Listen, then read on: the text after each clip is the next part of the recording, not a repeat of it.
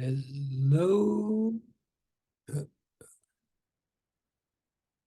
Hello, Chris. Hello, Maria.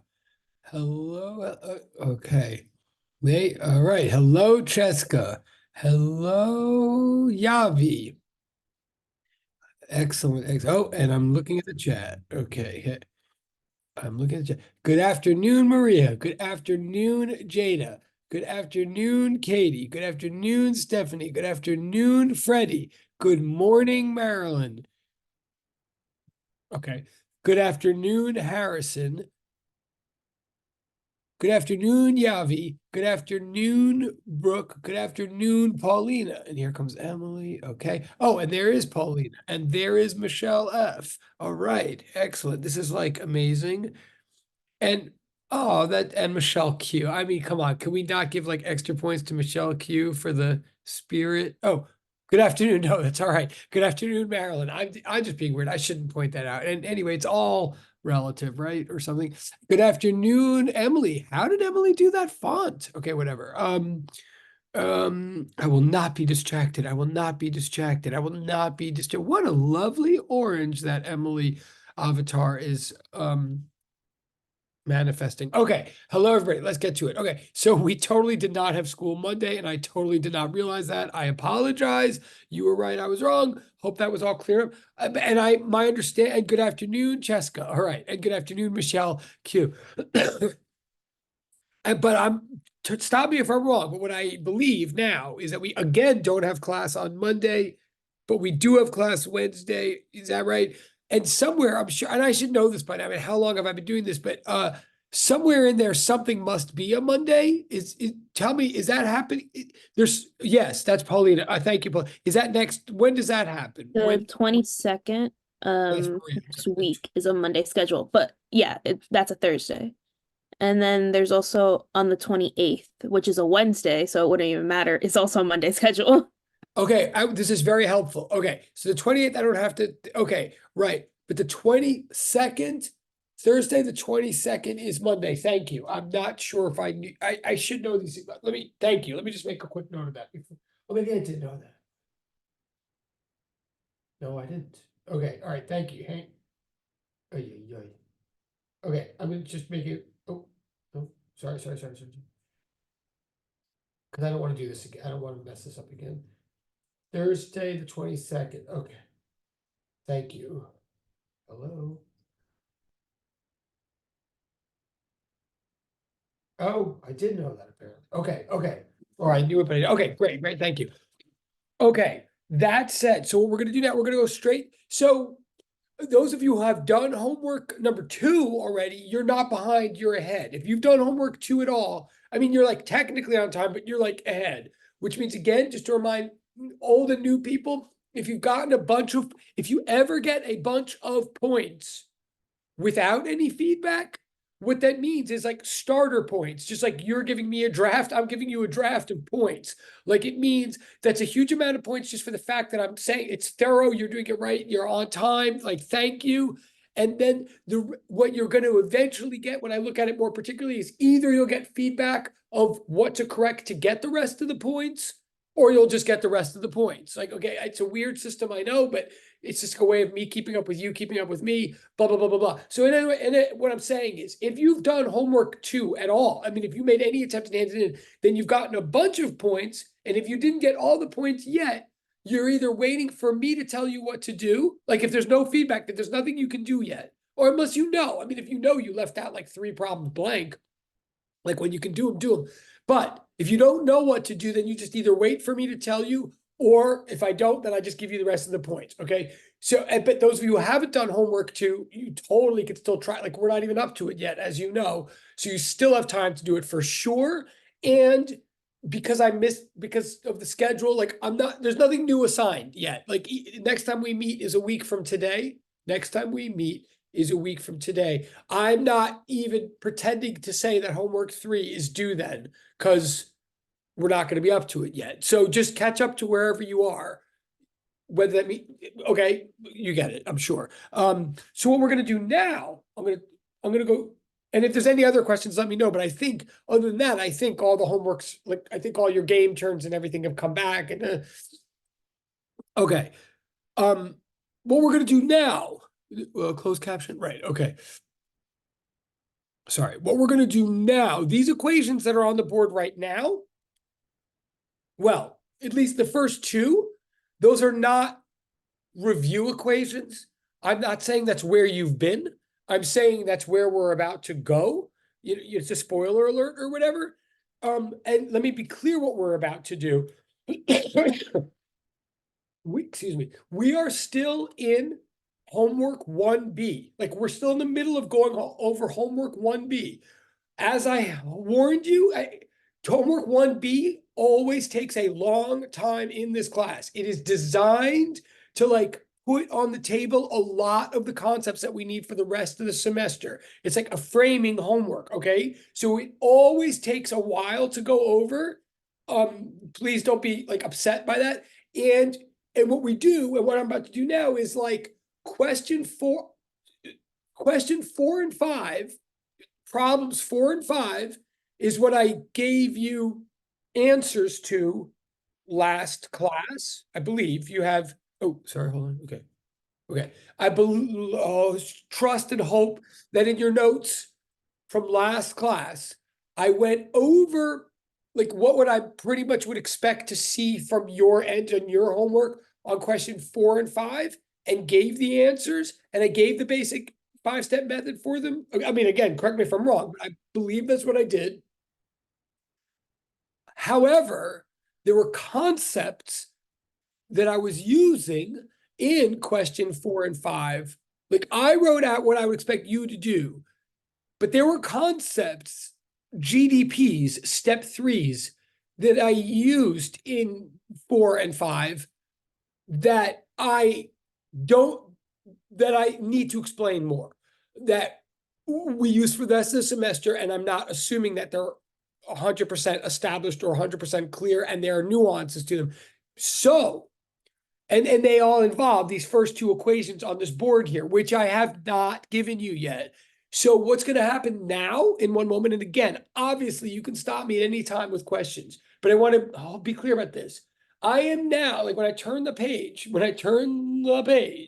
I am now going to go back in a way to the beginning of question 4. I'm going to explain in more detail now concepts that are being used to answer question 4 and question 5 in homework 1B. Like ultimately the method for question 4 and question 5 is the same method. The method is conservation of mechanical energy. Yeah, conservation of mechanical energy. And more specifically, what we said in our solution to question 4 and question 5, we said like the total amount of kinetic energy plus potential energy over at this one spot must be the same as the total amount of kinetic energy plus potential energy over in this one spot. Like that's the concept we're using. Now here's the thing. Sorry, I'm gonna look in the chat in 1 second. Here's the thing. In my mind, like that may make some sense, enough sense that hopefully you could check whether your answers are right or whatever. But I don't believe that for most of you, I've ever really explained what potential energy is. Like you've heard of it, you've seen it in 7th grade or something like that. But I don't think we've had a correct physical or calculus-based explanation of potential energy yet. That's what I have to give you today. Okay. So again, and I'm going to look in the chat. I see there's something in the chat. I'm going to look in 1 second, but I'm saying now, I'm going back to the beginning of question 4 or a solution for number 4 and explaining it in more depth now. You already have the answer. So like, hopefully that suspense or that concern is gone. So now I want you to get the concept that we're going to use the semester, the concept of potential energy, which means I have to back up a bit. And my ultimate goal, I guess it says right here on the board, I want to contrast it or relate it to kinetic energy, but that means I want to go back and do a little quick review or a quick like reminder of how kinetic energy works and all that. Okay, so hopefully this is going to be clarifying to most of you, and maybe it'll be a little redundant for some of you. But let me know if it's not clear but again, even if you think for a second, wait, we already did question 4 and 5, like, I know, but we're now doing them in more depth. And I'll also tell you this quickly, we're not going to get to question 6 today. Like, all of what we do today will be about question 4 and 5. And to be really truthful, also the notes that I have for this, what's on the board right now is like a double lecture worth of notes. So we may not get through all of the notes that are right here, but I'm going to upload them all anyway for your like further edification. And we'll just see, and then we'll pick up next Wednesday. Okay, let me just look in the chat. I apologize. Hold on. Yeah, I did. I totally did, Johnny. I mean, that seems like a question for me and you but yes, Sean, the answer to your question, okay.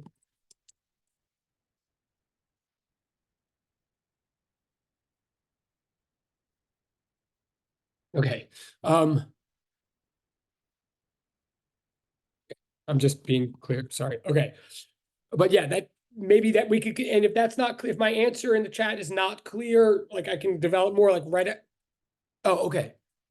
Oh, okay. Now, okay, whatever's happening in the chat right now, like, no, but I will hang out right after class for a couple of minutes to answer anybody's questions, any personal questions. One thing is then I do have to go to a department meeting, so I can't stay long. But if anybody needs, even at worst, to make an appointment with me, happy to do that right after class. Okay, now, okay. Thank you, Shawnee. Okay, but now there's also something in the direct chat. What was the last equation on the first slide? Okay. Oh, that's a fair, okay, that's a very fair question. So someone's asking what are these equations? So again, these first two, well, they're asking what's the last equation, and that's fair.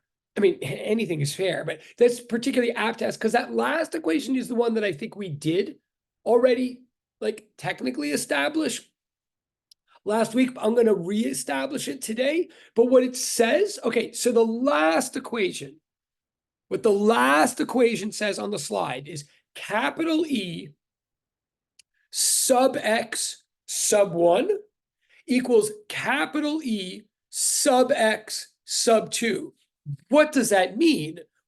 And I will explain again today, but if capital E, and I'm saying this to everybody, I mean, someone asked in the direct chat, but I feel like this is useful to everybody. That last equation is what like it's all about in the end. It's what we used in 4 and 5. The capital E stands for total mechanical energy, which means by definition, it means the sum of all the kinetic energy and all the potential energy of any system at any place. Okay. Capital E means all of KE plus all of PE. Oh, okay. All right, so they got it. All right, but then just to complete the thought for everybody or anybody who's listening, if capital E means total mechanical energy, and if one of the lessons I'm trying to get across to everybody is total mechanical energy is a concept that applies from place to place, like as opposed to from time to time. Okay, so when we say mechanical energy is conserved, what we really mean is like the mechanical energy over here at spot x sub 1 is the same as the total mechanical energy over here at the spot x sub 2. Okay, so that's what that third equation says. It was a very good question, and I know the person who asked it got it, and they get points for closing the loop. Thank you, closing the path. But then now to everybody, what my job is today, I don't know why I'm speaking in such, well, because I always do that, I guess. It's like Zoom brings out the theater, because if you're, anyway, my job today is to like back up and really show where this total mechanical energy thing comes from, specifically where the potential and the kinetic pieces come from, because they ultimately come from integrals and somewhat sophisticated integrals, as you can see. Oh, last thing, there is a type. I'm glad a person directed me. Okay, wait. I'm not looking at the chat, even though I totally am. Hold on a second. But the person who did ask me about the third equation, I'm glad they did that also, because I've just realized there's a typo here. It's not intentional. There's an arrow missing. I don't want you to, I mean, all this notation is getting sort of precise enough and important enough that it is worth taking seriously. So you would have I'm just saying that arrow was missing. It was not deliberate. So you see, there's some complicated integrals we're about to get into, and they look a little bit similar, but a little bit different. These integrals are what I have to explain today. Okay, and that's what I'm about to do. But first, I'm going to look at the chat, even though I'm scared because I think something in the chat was, yeah, theater kid. Thanks, I don't even know at this point if that's a compliment or a real. Oh yeah, yeah. Well, what if I said I was in the AV club the whole time? No, no, I kind of was at the. If you really want to know the truth, I was captain of the debate team. That's really where like my heart lay. But my brother and sister are big theater people. Okay, whatever. But I do anyway, and my wife is a big theater person. Okay. Her rule is that no Broadway musical should ever be longer than 75 minutes because every Broadway musical has like two, possibly three great songs that are at the beginning and then everything runs downhill from there. I think she's totally right, but I think it's hilarious that she's had this rule about Broadway musicals should all be an hour and 15 minutes. She's had this rule way before she ever knew that every physics class is an hour and 15 minutes, which I just think is interesting. But okay, okay. Let alone the double periods, which are doubly way too long. Okay. So this sheet says, all right, so just what I just said, we're going to look at kinetic energy and potential energy. Oh, there's more. And we're going to do it by looking at path integrals versus closed path integrals. Okay. This is going to be a little bit of new mathematics coming your way like right now, but I'm looking at the chat, even though I'm scared. Oh, no. Oh, wait, it all, I don't even, okay. Chat acknowledged. That's all I'm going to say. All right, next page. Okay. First of all, reminder. Okay, at the top of the page. Technically, this is a reminder. Technically, you know this, right? But like, what work from last semester or whatever, work is defined to be an integral, a definite integral. In fact, specifically, work is the integral of a dot product of two vectors.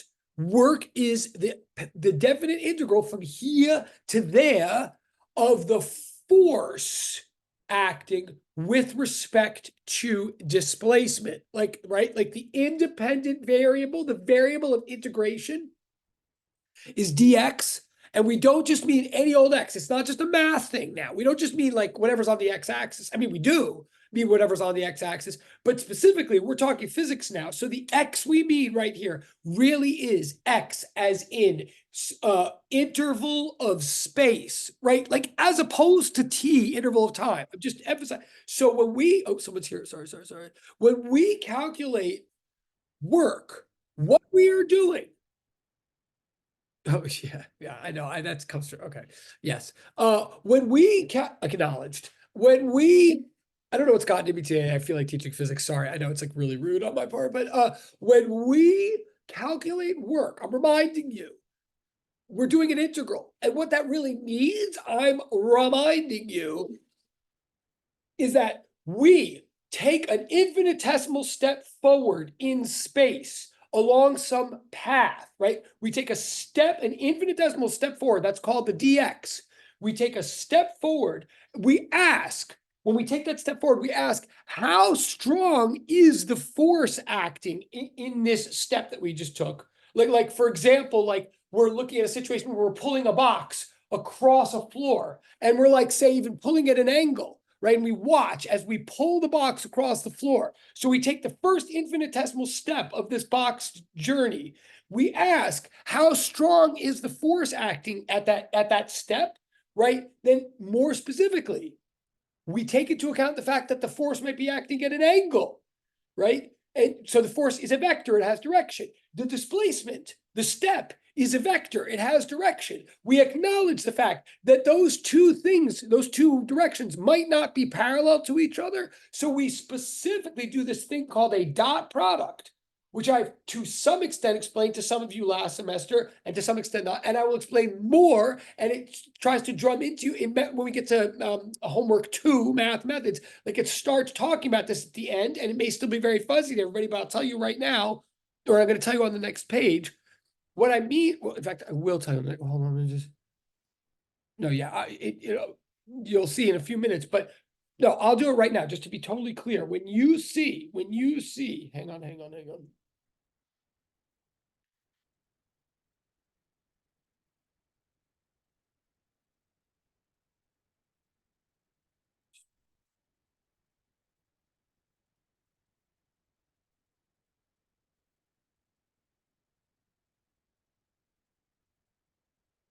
In general doesn't mean like sort of, it means like always. I mean, like as a general mathematical rule, Okay, no matter what the example is, if you're given two vectors, A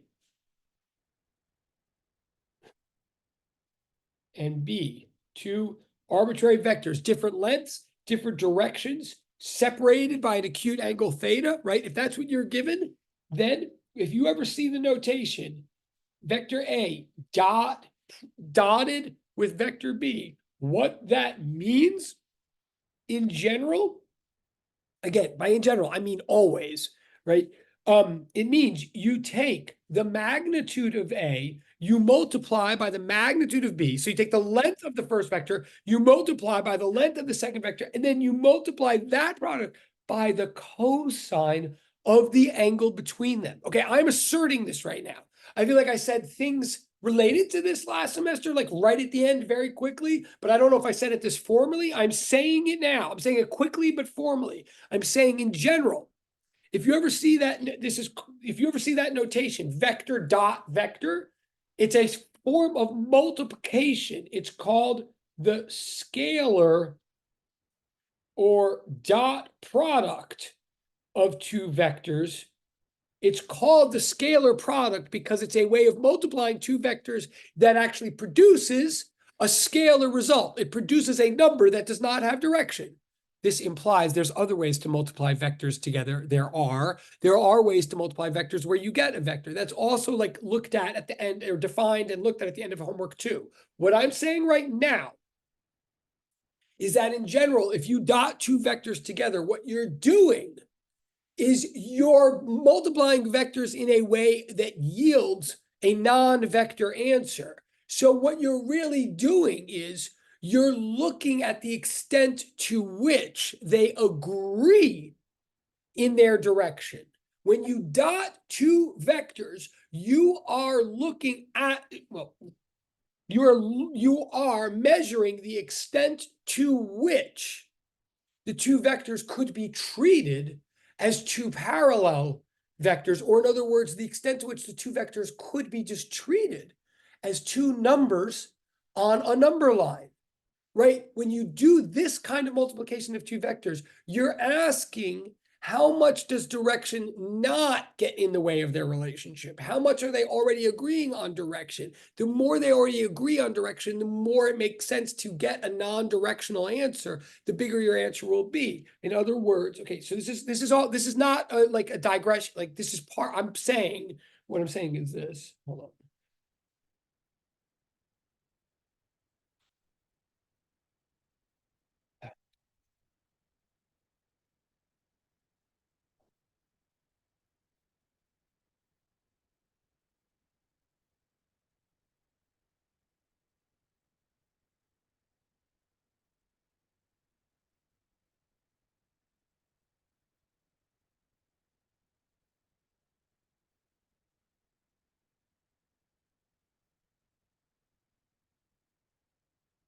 Okay, this is a math point I'm making. Now I'm going to bring it back to the physics. And I will check the chat in a minute. I think it's just like funniness, which I love, but I'm like nervous. So what I'm saying is in general, the dot product measures the extent to which two vectors are parallel. Remember, like the sign, please always remember, the sine of 0 is 0.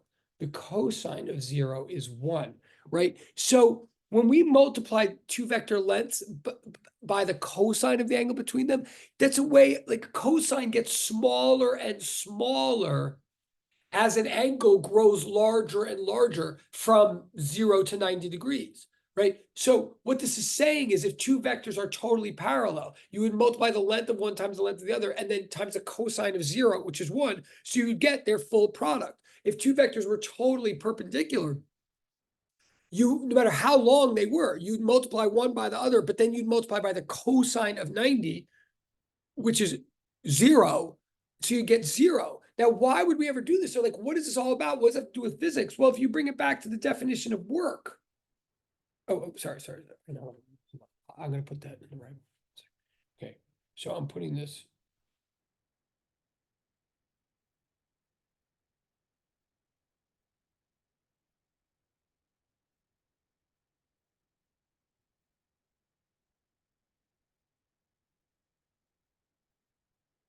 This is a lot of notes today, as you might be noticing. Okay.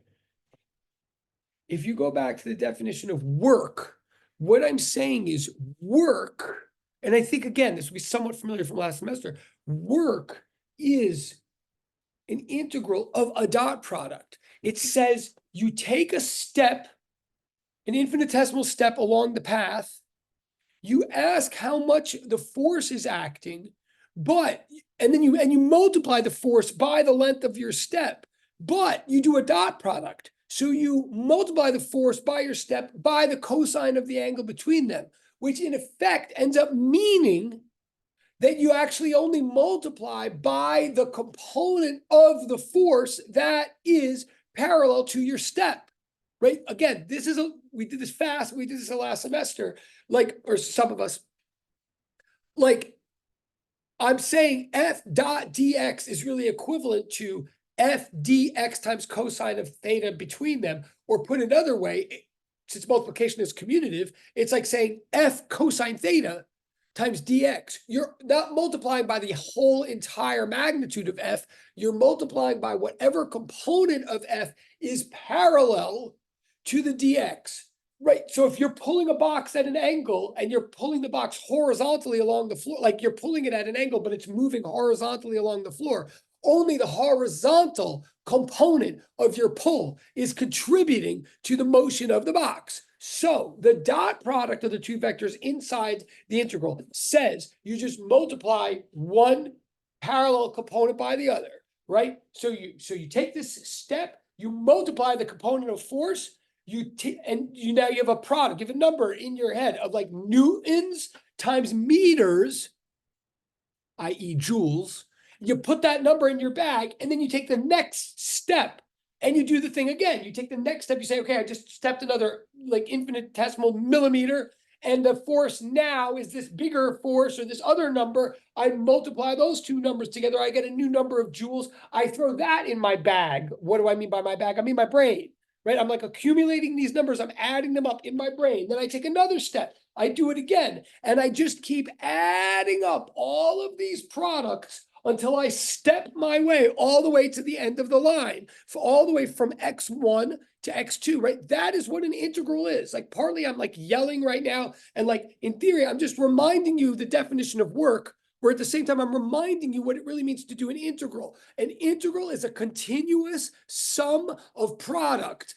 To say that work is defined as the integral of force with respect to displacement means you walk through an entire displacement going infinitesimal step by infinitesimal step, and you add up all of the force displacement products. When you get to the end, the sum of all those force displacement products is that total number of joules is what we call work, right? Last, quick thing about that, and then I will look at the chat. Just to remind you again of the calculus of this, is like you might say, I mean, hopefully you sort of get what I'm saying, or you've gotten it before, or you're getting it now. But if you're getting what I'm saying enough to be like, all right, fine. So work is like force times displacement. Like, yes, okay, I get that. If you're at all thinking, but why do you have to say all this crap, Yaverbaum? Like, well, because I'm wired that way. No, but if you're like, why don't you just say, Yaverbaum, work is force times displacement? Like, why do you have to go through all this like infinitesimal stepping, multiplying, adding? Like, why don't you just say it's the force times the displacement? Here's why I don't just say it's the force times the displacement. Because all of this is done, and we have to say all this and do all this because of the reality, the very high likelihood that the force isn't just one number. The force is changing as we walk through this displacement. And it's not even just changing in steps. It's not like first it's 1 Newton, and then over here it's 2 Newtons, and then over here, it's continuously changing, right? So we can't even divide the whole journey into chunks that are small enough to ever capture a constant force. That's what it means to say that force is a continuous function of position, or force varies continuously as a function of position. When that happens, we need calculus, because we have to be, if something's continuous, we have to be able to divide our whole region into infinitely small chunks in order to take into account that continuous change. Okay, okay, so again, that's a public service background reminder. Bottom line, work is the integral of the dot product of force with respect to displacement. Now, last thing about that, whenever, and I will stop in this, or you should stop me, but whenever you have an integral of a dot product of some variable and displacement, then we always in math and physics call that a path integral.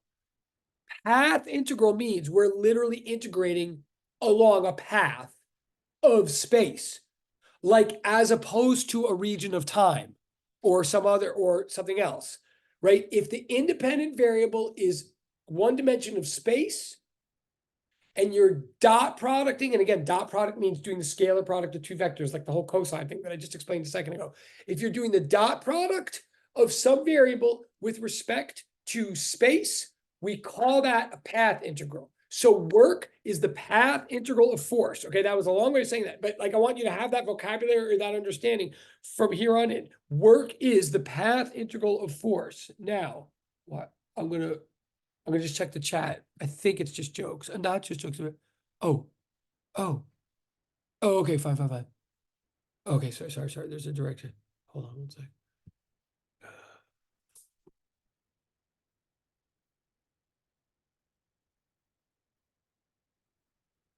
Okay, all right. So that stopping it. So work is the path integral of force. Okay, and dot product I just explained. That's this. Okay. Now, what work is what I just said. Like the triple equal sign of work is the path integral of force. But who cares? What's the point? The point of work, the double equal sign, the consequence of work is that it transfers energy. Again, technically we said this at the last semester, but I'm just trying to flesh it out now.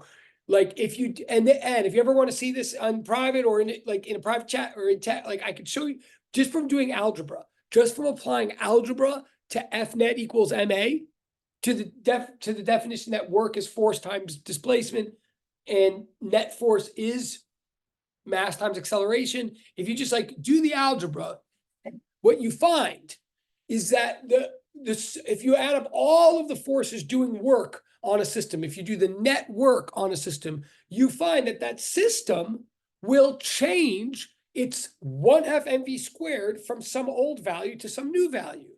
Okay, it's called the work. It's that theorem here written in the middle of the page. This is the consequence of work.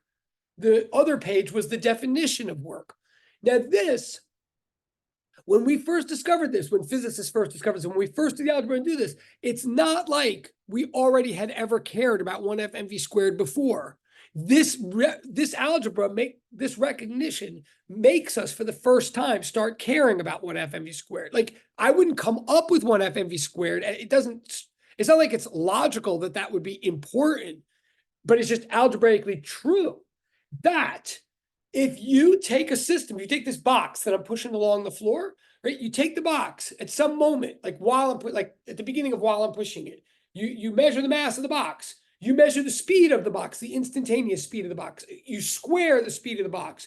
You multiply the square of the speed of the box by 1/2 of its mass. You put those numbers together and you write them down. Like, again, why you would ever do that? You wouldn't, except for this equation. You write down what this equation is telling you to do is saying, if you write down the product of 1/2 the mass times the square of the speed of a box, like in mid-journey while it's being pulled along the floor. First of all, if you check out the units, if you work out the units slowly, which you're welcome to do, or I can help you with or whatever, if you work out the units, you'll find that mass times square of speed, kilograms times meters squared divided by seconds squared is the same thing as kilograms times meter per second squared times meters. In other words, mass times speed squared is newtons times meters, which we call joules, like the units of work, like the units work out. In other words, if you measure the square of the speed of some box times 1/2 of its mass, you write that number down, it'll be a number in joules. And then you watch as you pull or push that box through displacement, as you do positive work on that box, when you get to some position like 5 meters later or 10 meters later or whatever, and then you take a picture or whatever, and you measure the mass again, and you measure the new speed and square, multiply those things together, you'll have a new number of joules that the box has. And what we find, what this math says, is that the exact number of joules that the box gained in 1F mv squared always turns out to be the exact number of joules of work that you did on it. That's what this statement is saying. It's saying that when you do work on something, you change its 1F mv squared like precisely. If you do positive work on something, it gains 1/2 mv squared, but by the exact same number of joules as you, the pusher, will lose 1/2 mv squared. And vice versa. If you do negative work, then it loses exactly the 1/2 mv squared that you gained.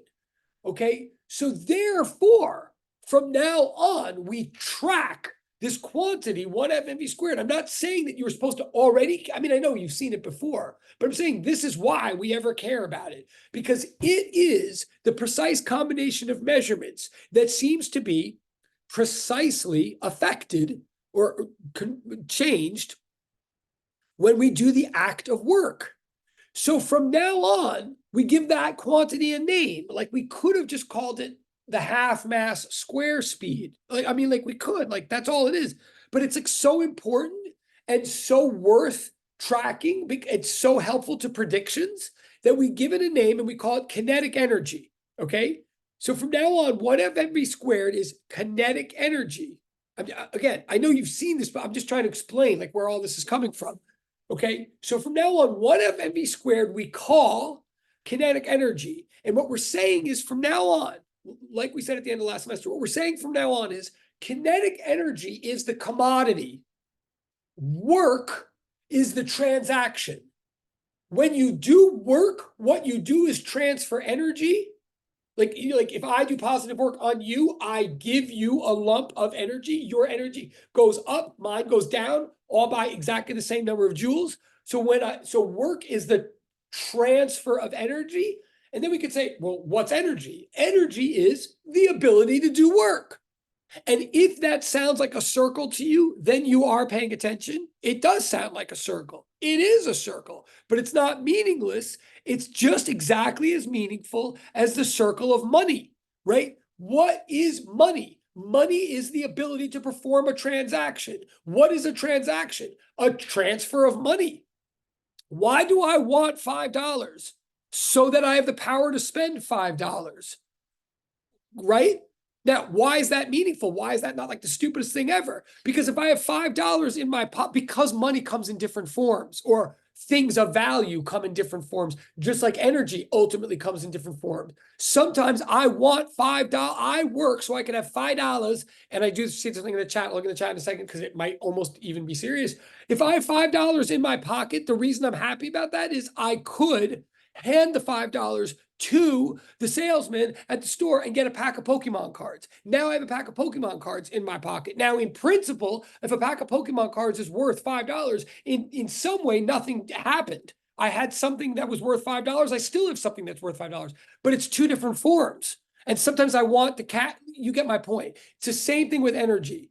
Energy is the ability to do work. Work is the transfer of energy. In English terms, it's not a circle, because what work is interacting with another object and thereby moving it, changing its position, right? Work is the path integral of force. So, and I will look in the chat one second, but just to summarize this, what I'm ultimately saying is, if kinetic energy, I'm ultimately saying kinetic energy is a specific form of energy. It's a specific ability to do work. It's the ability to push or pull something else and thereby change its position. Why do I have this ability? If it's kinetic energy, I have the ability because I myself am already moving. If I have 1F mv squared, that means I am moving. I have the ability to crash into something else and move it. That's the point so far.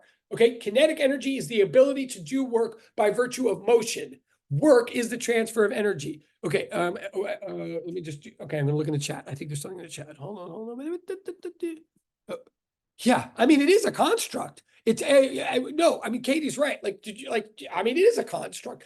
And and whether you like that word construct or not, if you do like that word, the next thing I'm going to explain now is even more of a construct, like for what it's worth. I mean, anyway, but yes, good observation. All right. So what do we have here? So kinetic energy is the ability to do work by virtue of motion. That's what I'm saying. The faster one object is moving, the greater ability it has to alter the motion of another object. That's what I'm saying. Again, stop me if you don't. Now, and again, technically, everything I'm saying right now, like technically is review, or it's like putting together things you've already heard or seen, but I'm emphasizing it again for two reasons. One, I really want you to get used to the calculus notation.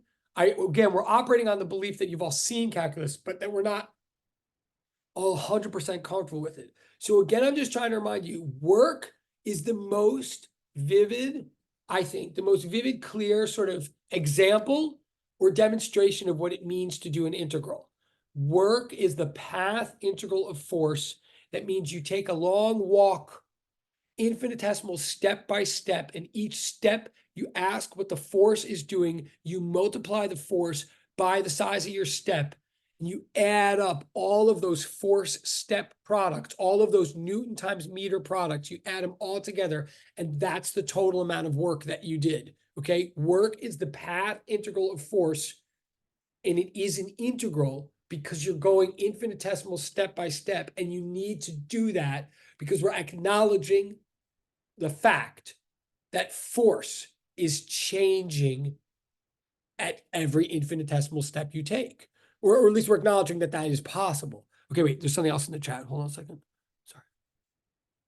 Right. Okay. No. So someone privately just said, I really appreciate this. I'm not going to dwell on it, but somebody privately just like admitted they're not 100% comfortable with calculus. Like, thank you. Yes, I believe, I understand that. I am here. Like, frankly, the people that make me more nervous are the people that claim to be 100% comfortable with calculus at this point. I still want them to pay attention because I don't fully believe. I think it's weird to be 100% comfortable with calculus. No, I'm here. We are going to use calculus a lot in this class, but part of the goal of this class is to do it enough to learn it and get to understand it. I'm not assuming that you already get it. I'm assuming you've seen it, so that now we're going to like try to make it. And I'm assuming you have developed some level of like, I kind of get this, but I kind of don't get that. So we're here to fill in those gaps to all of you. I mean, direct chat person and all of you. So, okay. So yes, calculus is a big part of this class, but we're here to learn it, not to have assumed that we've already learned it. Or we're here to see it. You get my point. All right. So that's, wait, okay. I'm going to turn the pin. Whoever there did. Yeah. I mean, I think I agree with what Chris is saying. That's right. And okay. And again, let's be clear. Like, I love calc. I love it. And I think to a certain extent, I do understand it now. To a certain extent, like I could easily get to a point with it where you could easily ask me a question where I'm like, yeah, good one. Right. But some of it, like I'm on top of, but that is because I've gone through it so many times, honestly, like, and because I've gone through it so many times in the context of physics, where it started to like come alive. Like I need the physics to make the calculus make sense. It's not the other way around for me. But anyway, okay. Okay, wait, I'm just looking at okay, yeah, no, okay, sorry, I shouldn't have said that. Wait, I'm gonna go on. When I say I love calculus, actually, I don't mean to alienate anybody. You know, the real reason I'm saying that, what I really mean is I didn't for the first 50 million times I went through it. That's really, what I really should be saying to you is I was not born loving calculus. It's not, honestly. It happens once you get comfortable with it, but that didn't happen to me right away. I had to be publicly humiliated in front of students for decades and decades before that. Like, and there's no better teacher than public humiliation, believe me. Okay. Oh, here we go. Oh no, here we. Ha! Okay. No, I am serious though. Okay. And I do know that some of you want me to go on to, okay. Okay, fine. All right. No, acknowledged. I see you. And yes, happy Valentine's Day, everybody. Okay. Okay.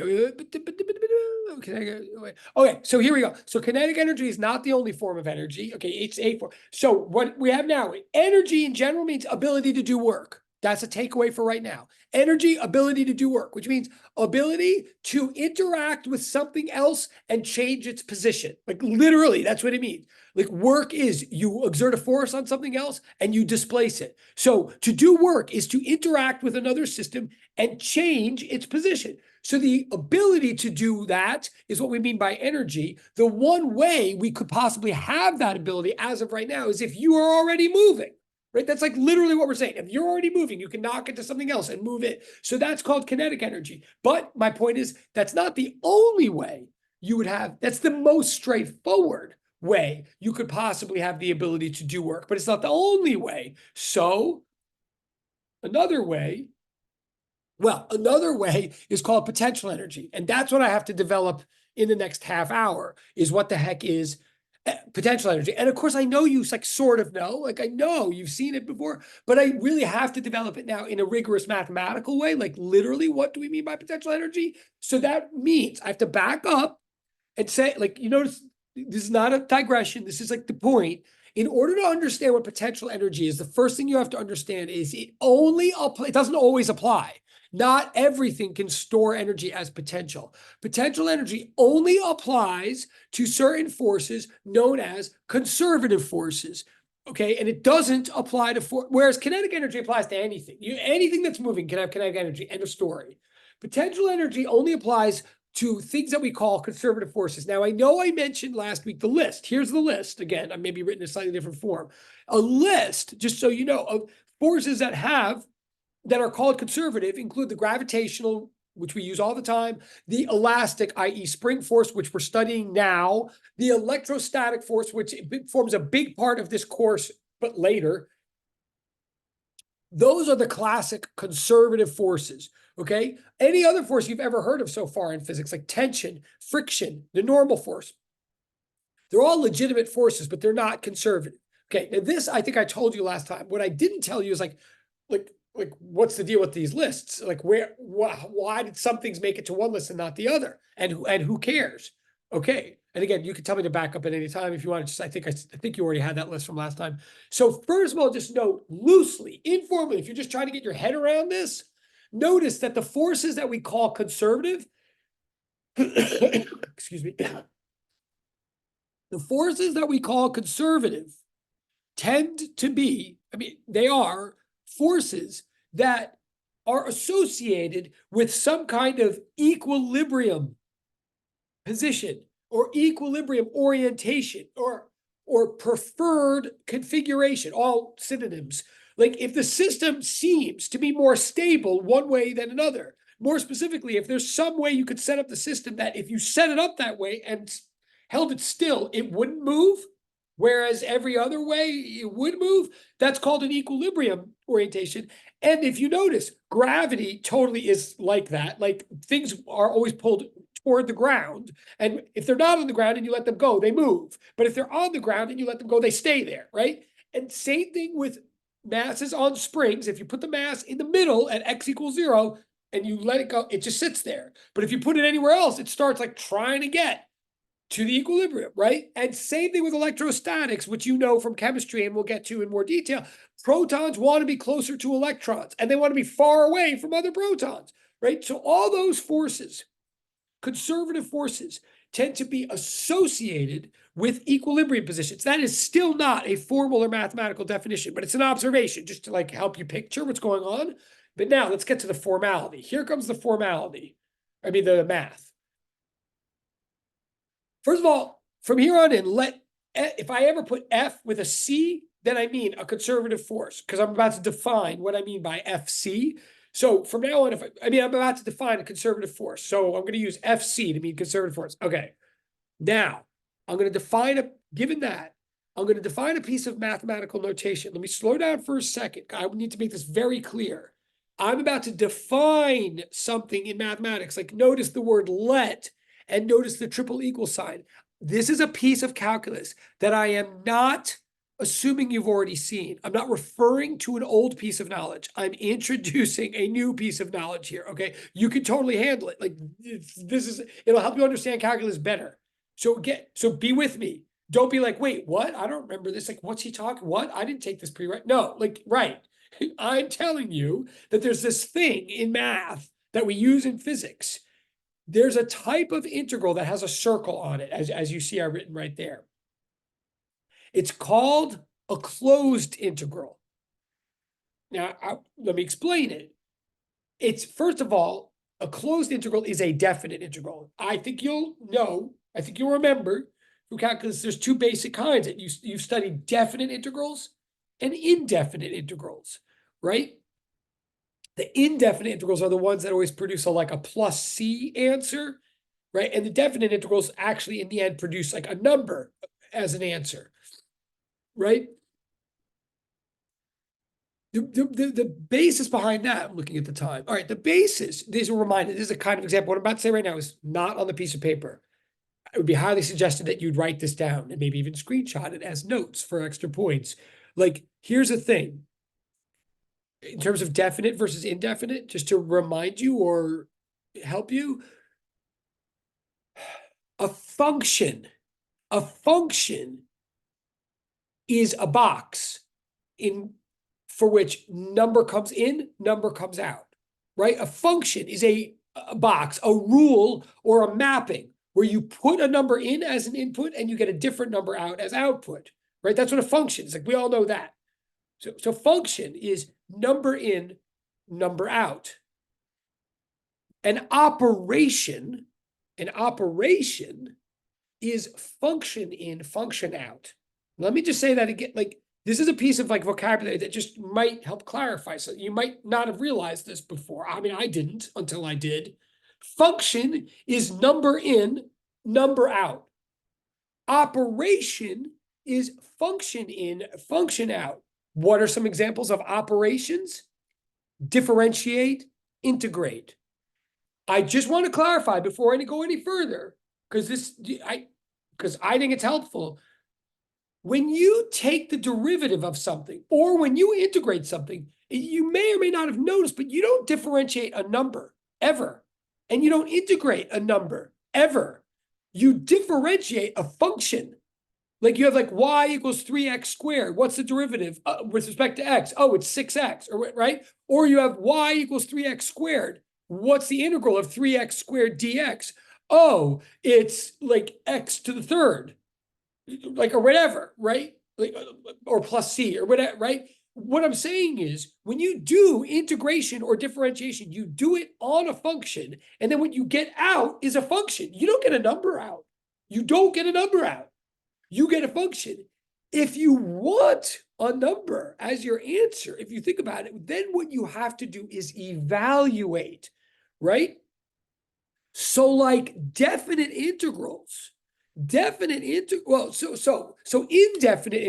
are pure integrals. They just say, hey, given this rule, this mapping, this function, this graph, if I wanted to know how to get the area under the curve of this graph, like, what would the rule be that would describe the area under the curve, right? So if you do the integral of 3x squared dx, and you say that the answer is x to the third, which I believe it is, what you're just saying is, like, y equals x to the third is the rule that would generate the area under the curve of the rule y equals 3x squared.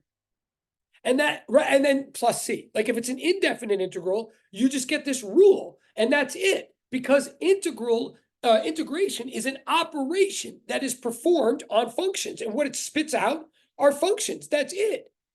If you want a definite answer, then you need to do a definite integral, right? Which means you say, oh, I don't just like want area under the curve in general for this shape in general. I specifically want to know what specifically would the area under this curve be if I started looking right here on the x-axis and I walked all the way over here to this place on the x-axis. Like, what would specifically that area be? So then you're saying, generate the rule, do the integration, get the rule, and then plug in this value for x and plug in that value for x and subtract, and get a value for y. So you would get a numerical answer, right? When you do definite integrals, you get specific numerical answers because you do this thing at the end called evaluation, which is where you plug in numbers into the function you got to get a final number. I just want to, right?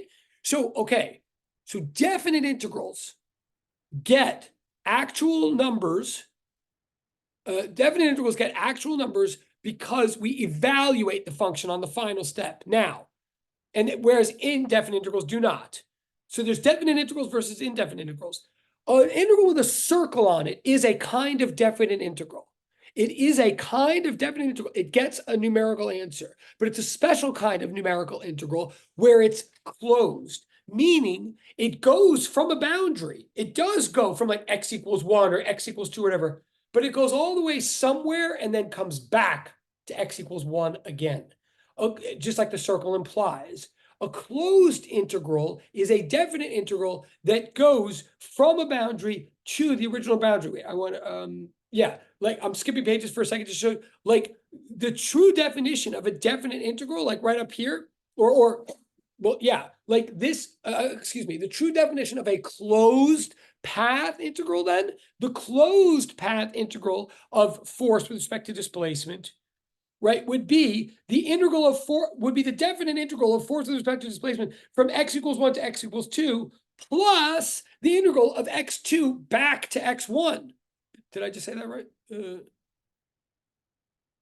Yeah, I my hand did the weird thing, but that's right, right? So it's a round trip. A closed integral is an integral under a round trip. A definite integral for which the starting boundary or limit, if you like, is the same as the ending boundary. That's what now that's a thing in math and it's a thing in physics. In general, we can have all kinds of closed integrals in math. They're always definite. They're always round trips. But specifically, when the kind of integral we're talking about is a path integral, which is what we are talking about here, if you make it closed, then the integral becomes this thing known as a closed path integral. Now, what am I, like, who cares, right? I know it's all very abstract, but the reason I'm developing all of this is that this is where we need this concept of closed path integral in order, wait, I'm just making sure I'm on the right page. Am I on the right page? Yes. Oh, sorry. Wait, there's a question. I think it's a good question. Hold on one second. Oh, yes. Okay, hold on. I'm looking at this. Very good question. Very fair. Okay, and okay. So the question in the chat is, can I please go back and explain the definite integral one more time? So first of all, again, I just want to say, like, that is such a praiseworthy question. I really want people to be asking questions like that all the time. Like, even if they're saying, like, do it one more, like, even if you're acknowledging that I already did it. And like, remember that the person who posted that question in direct chat can totally now go into the portal that says, please go back and get points for the guts of asking that. Like, seriously, okay? So now I'm going to try, but I'm also going to say, because I am rushing a little bit, or because I'm a little concerned about, I'm going to try to explain it one more time right now. But then if that doesn't work this time, like, then please text me or email me and we'll talk about, or wait for a minute after class, like, and I'll try to do a better job. Because this is a lot and some of this stuff needs to sink in for sure. But what I'm saying is, okay, thank you, awesome. And that counts as closing a conversation. That's also points right there. But okay, so what I'm saying is a definite integral is an integral from a specific place to a specific place. Like in general, wait, where'd it go? In general, when you see, yeah, like these integrals in the middle of the page right here, like the things that are being added to each other, those are definite, are traditional, regular, everyday, definite integrals. You can tell because they have limits on the ends of the integral sign, like they say, like from x1 to x2 or x2 to x1. So they're saying specifically, we want you to analyze this function, but in a very specific region of the graph or of space. We want you specifically to start at this spot called x1. Like, it doesn't look specific because it just says x1. That doesn't look like a number, but that is meant to stand for a number, right? So it's saying specifically start at the value x1, walk along the function, see what the area under the curve is, and then stop when you get to x2. And at the end, so then when you get an answer to this integral, when you get some kind of function after you've integrated this thing, then you're gonna get some kind of rule like y equals 3x squared, or y equals something something x, or y equals cosine x or something. So it's specifically saying that when you get that rule at the end, you're going to evaluate, you're going to plug in those x values for x, even though they don't look like numbers like they are. So you're going to plug in, and then and then the rule, the function will spit out specific values for y. So when it's a definite integral, what I'm saying to everybody, I'm saying two things about a definite integral. One, it means you're specifically integrating from like an explicit place to another explicit place. And therefore, at the end of the day, you get an explicit answer. You don't just get a rule like y equals 3x squared plus c or something. You specifically get like y equals 7 or whatever, right? That's a definite integral.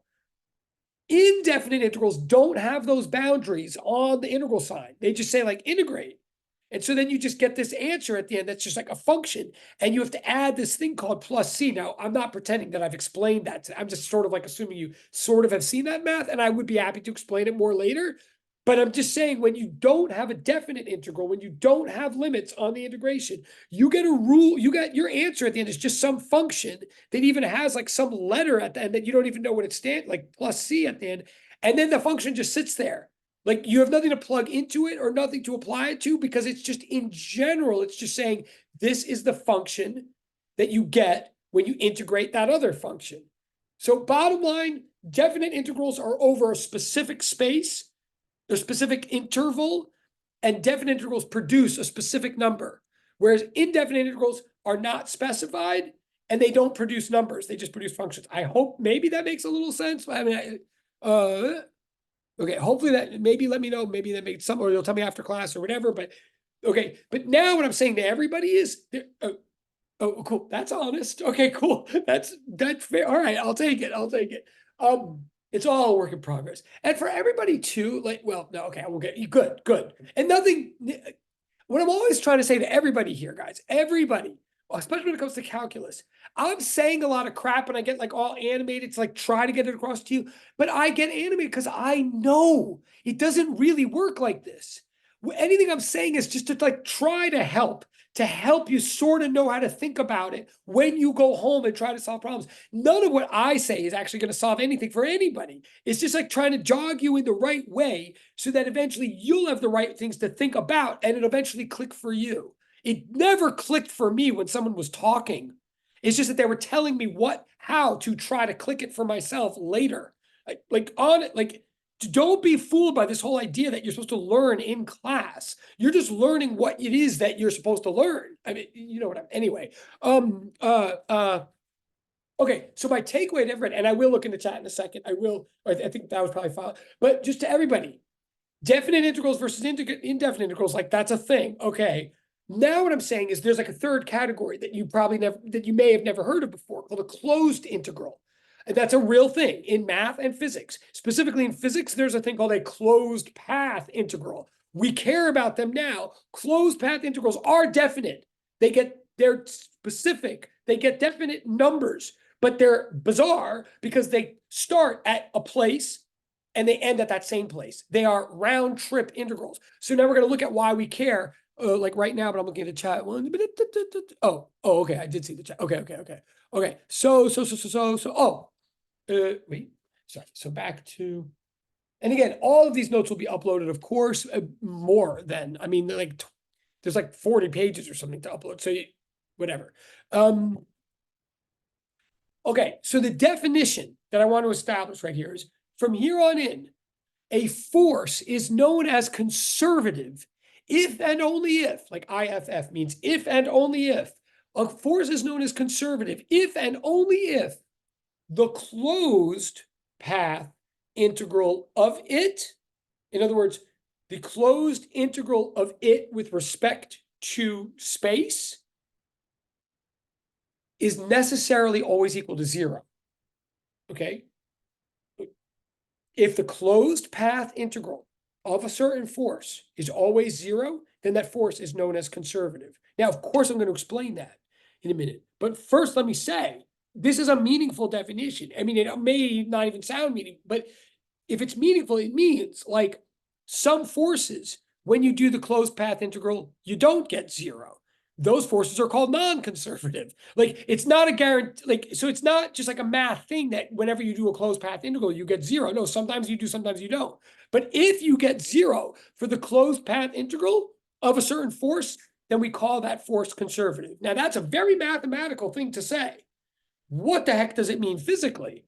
What it means physically in physics or English terms, what I'm saying is we will call a force conservative if the total work done by that force over a round trip is always zero.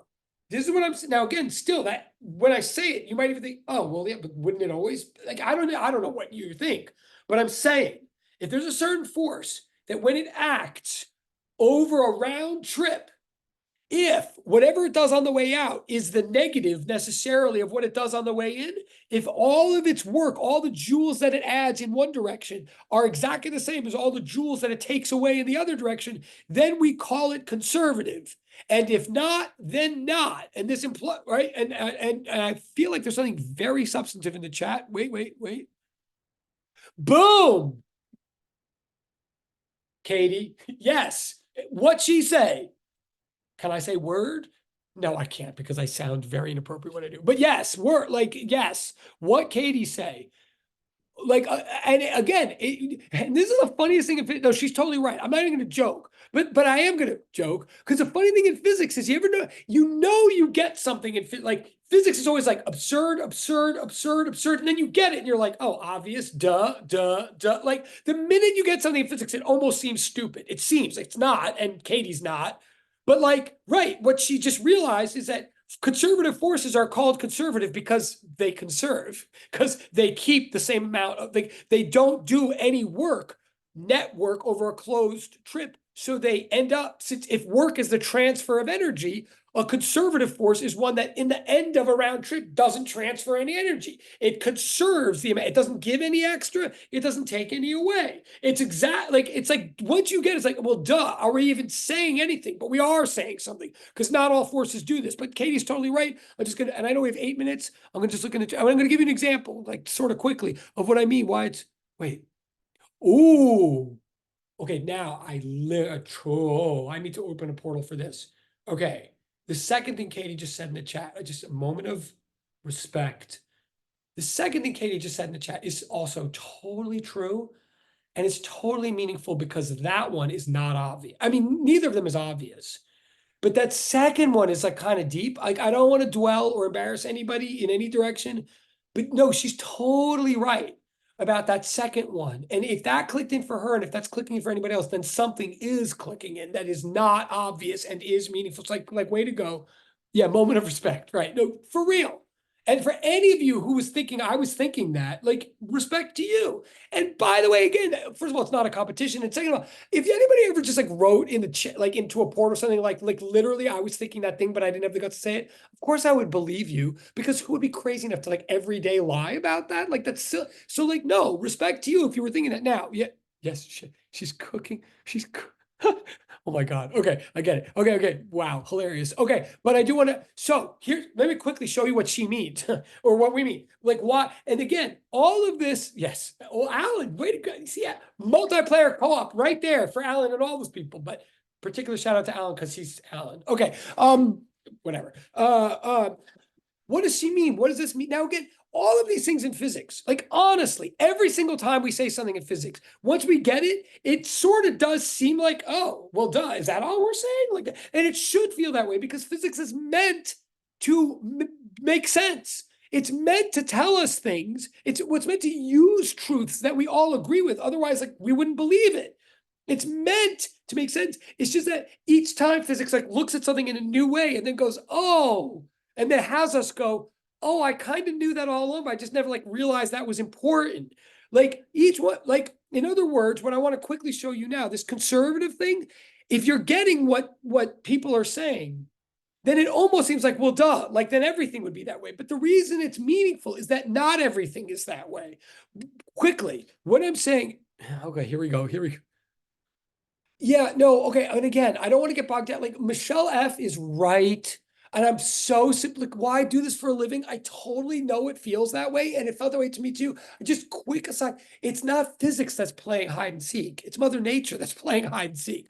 Like the hide and seek is or it's just that our brains are like smaller than nature. Like I promise physics is the attempt to unhide, but it never seems that way while you're doing it because what we're trying to unhide is freaking hidden. But anyway, yeah, fair enough. Like, and respect to Michelle F. As oh, of course. Here's the point. Here's a quick point, and of course we're going to end in like 5 minutes. But here's the point, and I'll do it quickly. It's all about negative signs. In fact, here we go. Yeah, okay. Here I'm going to do a quick example of a conservative force versus non-conservative force, like how it applies to blah, blah, blah. And the examples like gravity versus friction. It's all about minus signs. Gravity, okay. I'm just going to do this. You throw something up, you throw something up, so it's going up, Look at the work that gravity is doing on the thing going up. Now I'm going to do this quickly. You may want to think about this at home, but I think all the pieces you have to consider. If I throw something up from 0 to a height h, and then it comes back down to height 0, right? So it's a round trip, so it goes up and it comes down. On the way up, the work being done by gravity is mgh, force times displacement, force is mg, displacement is h, height, right?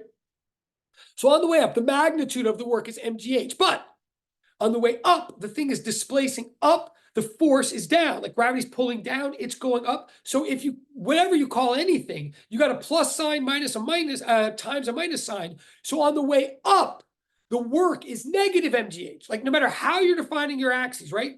The force is against the displacement. Technically speaking, it's a force times the displacement times a cosine of 180 degrees. If you really think about it, it's a dot product. So you get a negative sign there. They're opposite. So on the way up, the work is negative. Does that make sense? Yes, it makes sense. The damn thing is losing energy. Pardon my language. The darn thing is slowing down, losing energy, right? Until it stops. So on the way up, the work is negative mgh. Then it starts coming down. Now it's coming down, but the force is still pulling down toward that equilibrium position. Gravity's always pulling it down, no matter whether it's going up or down. So on the way up, the work done by gravity is negative mgh, slowing it down, robbing it of kinetic energy. Then on the way back down, it's positive mgh. On the way down, the work is positive because gravity's helping it along, speeding it up, right? So I'm just looking at the top. Okay, and I'm ignoring the chat. I apologize, and I'll be here right after. But so with gravity, negative mgh plus positive mgh, 0 work net done, right, with gravity, because gravity was always pulling us to equilibrium, whether we were going away from it or coming toward it. So it's negative mgh plus positive mgh. So all of the kinetic energy that gravity took from us on the way up, which is gone when we're up there, we're sitting there, like we're up there now. We've got no kinetic energy at all. But we all know that if and when we ever come back down to the bottom, we're going to get back the exact same amount of kinetic energy that we lost on the way up. This is unlike friction. Friction, if you take something and you move it across the table, on the way to the left, it's displacing, let's say, displacement x. The force of friction, call it F, is acting on it. So we got displacement that way, force that way. So on the way out, the work is negative F times X. I'm just like saying, right? On the way out, friction does negative work. It slows the thing down. But then if you bring the thing back, like however it comes back, like your hand could be involved the whole time. But I'm looking at the friction.